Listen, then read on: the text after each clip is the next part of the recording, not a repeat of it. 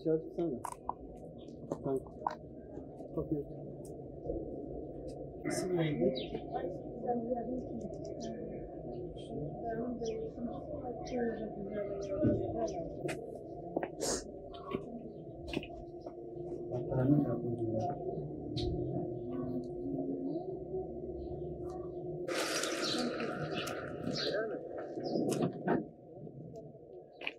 On beş, 46, 63.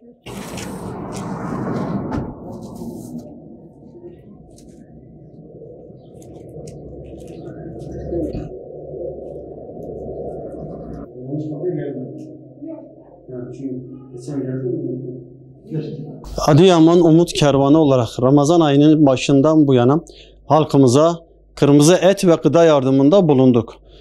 Şu an yaklaşan bayramdan dolayı kadın kollarımızla birlikte halkımıza ve yetim ihtiyaç sahibi ailelere kırmızı et dağıtımında bulunduk. Onların hal ve hatırlarını sorduk. Hayır sahiplerinden Adıyaman'ı unutmamalarını rica ederiz. Çünkü burada ihtiyaç sahibi aileler çok, elimizde malzeme hiç yok. Allah herkesten razı olsun.